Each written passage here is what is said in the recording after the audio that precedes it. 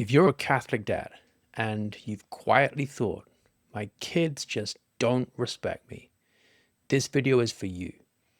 Maybe they roll their eyes, ignore what you say, run to mum to get your decisions overturned. And you feel it. You're working, providing, trying to pray, but inside your own home, you're not treated like a father.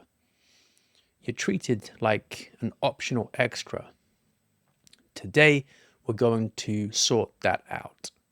Because if your kids don't respect you, they will struggle to respect any authority. Teachers, priests, bosses, and ultimately God. Now, why your kids don't respect you is a spiritual problem. The church is very clear.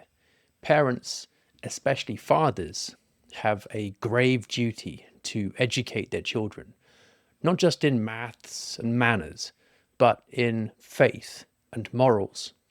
Classic moral theology says that parents sin seriously if they neglect this duty on a large scale and let their children grow up undisciplined and ignorant of God. So when a man tells me, well, my kids don't respect me, I don't hear a minor annoyance. I hear authority in this home is breaking down.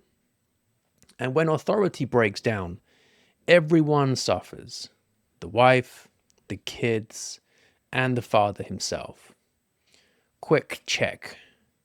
Do your kids know in their bones that dad's word means something?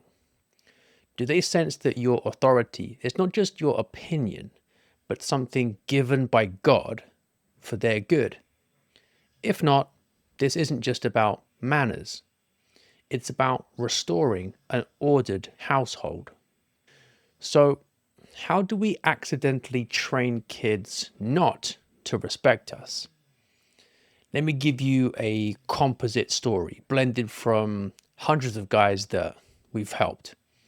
Let's call him Mark. Mark has got 3 kids, 10, 8, and 5.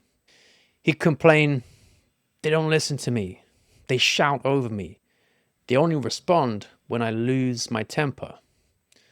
But when we dug in, here's what we found. Mark gave a lot of warnings and very few consequences. He'd say, no screens now, then cave when they whined. His wife would contradict him in front of the kids, and he'd just sigh and let it happen. He'd come home exhausted, scroll his phone, and only engage when things were already chaotic. So, what did his kids learn? Dad's words are suggestions. If we push hard enough, he folds. If we want a real answer, we go to mum. In other words, he had trained them to disrespect him. Most dads don't like hearing this, but it's actually good news. Because if you trained them into it, you can train them out of it. Now, there are really 3 roots of lost respect. So let's name the big 3 I see over and over in coaching conversations. The first one is inconsistent authority. And moral theology is very balanced on this. It says parents must correct children firmly, but moderately. So no cruelty or rage, no neglect and softness either. Punishment should be just, proportionate, and aimed at the child's good. The problem is most modern dads swing between extremes. Harsh outburst after long silence, then guilt, then retreat, or soft indulgence. I just want them to be happy, and then surprise when the kids become little tyrants. Respect grows when your kids know what the rules are, what happens when they break them, and that you don't explode, but you also don't budge. Now, in De Malo, St. Thomas points out that when authority becomes weak and indulgent, it actually leads others more easily into sin because they're not being corrected. That's called scandal in a broad sense. You make it easier for them to fall. So, a chronically soft father isn't being kind. He's making sin easier. Now, the next of the three causes of disrespect is division between you and your wife. If your wife undermines your decisions in front of the kids, reverses your discipline, or rescues them from consequences, then from the kids' viewpoint, mum is the real authority. Dad is background noise. But here's the hard bit. In most cases, you've allowed that pattern. You didn't set expectations with her in private, didn't calmly say, I'd like us to back each other up in front of the kids. We can talk about this later. Didn't lead with a clear, united plan for discipline. Classic manuals say that husband and wife should govern the home in concord, with the husband as head, but never as a selfish tyrant. Your job is to build concord. If there is division, you must address it kindly, firmly, not sulk and withdraw. And the third root of disrespect is absence and distraction. You can't be respected if you're not really there. Many dads are physically at home, but emotionally somewhere else. Phone, work email, TV. The kids learn, Dad doesn't really see me. He only notices when I annoy him. Respect doesn't grow in that environment. Resentment does. So if you're listening to this thinking, okay, Will, but my kid's already wild, it's too late. Stay with me. God doesn't give you children and then say, sorry, no grace for that mess. He gives you actual grace to carry out the duties of your state in life, including the hard ones. Rebuilding respect when you've already let things slide. So what does ordered fatherly authority look like? Let's get practical. Moral theologians usually say parents have three main duties here. First, teach, instruct the mind. Second, command, order the will towards good. Third, correct, gently punish when needed, to turn the child from harm. So, ordered authority is calm, not frantic, clear, not vague, consequential, not idle. So let's walk through a simple reset plan. Step 1, one clear standard at a time. Don't try to fix everything in a week. Pick one visible area where disrespect is common. For example, talking back, ignoring instructions, fighting that crosses the line. Sit the kids down with your wife if possible and say, I've been sloppy as a dad in this area. That's on me. From now on, here's how this is going to work. Then you explain the rule in simple terms, explain the consequence, and ask if they've understood. You're not negotiating, you're informing. And then step 2, you follow through every single time for 30 days. This is where most men fail. They announce a new standard, enforce it 3 times, then get tired and drift. The kids think, Give it a week, he'll forget.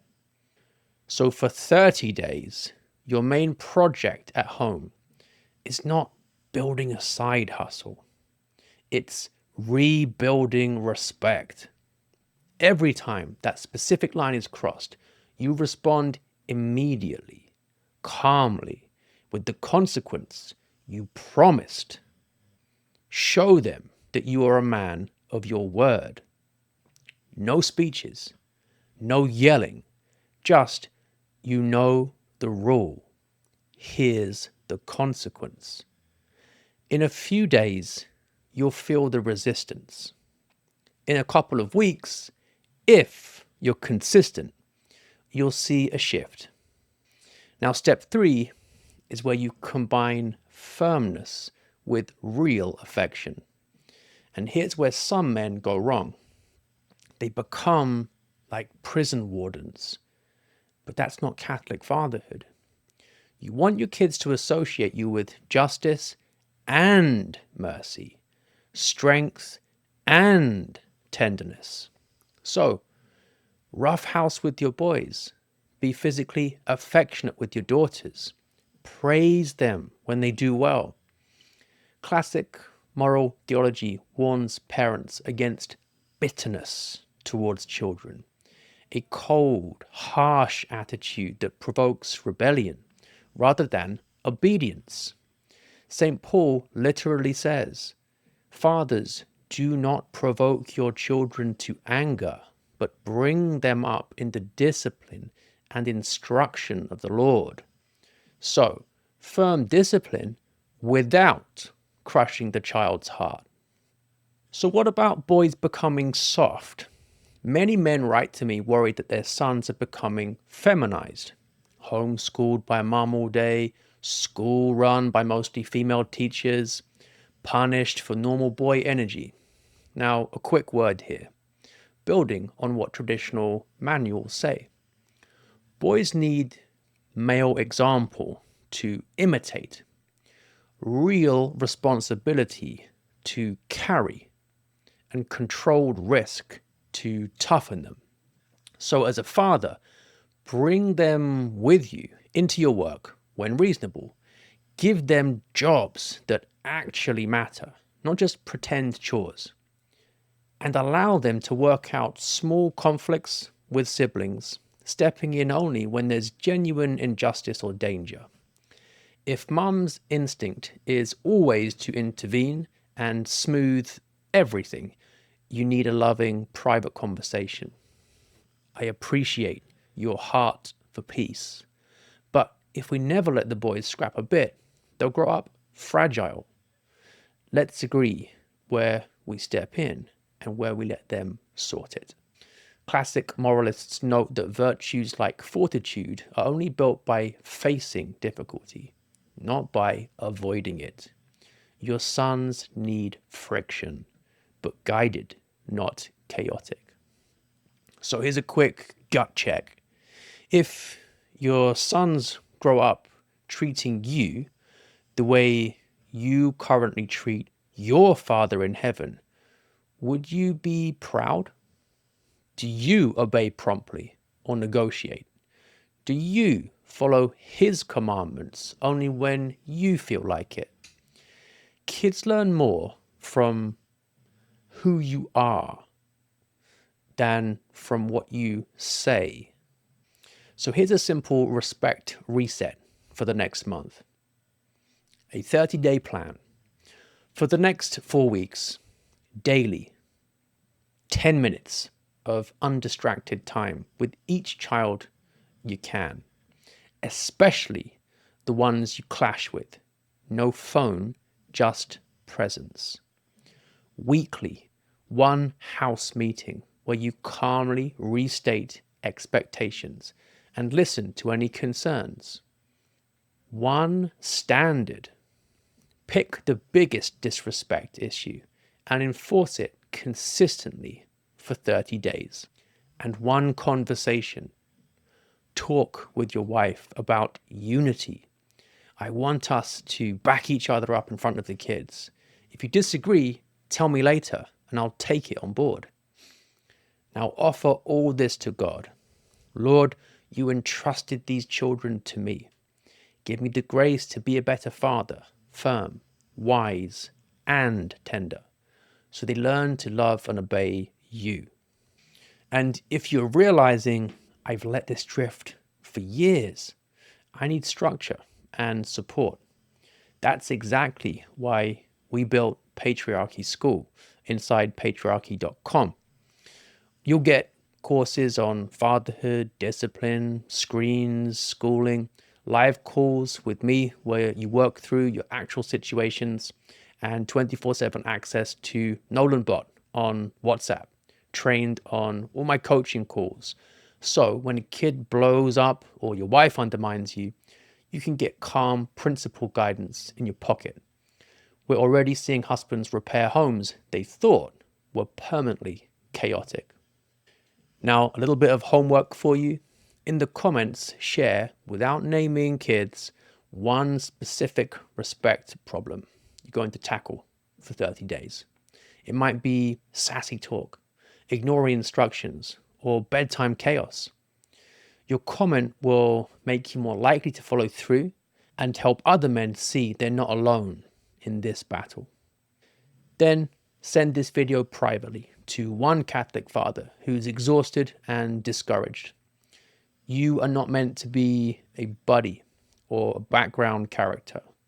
You're meant to be a father, an icon of God's authority and mercy in your home. Live like that, and respect tends to follow.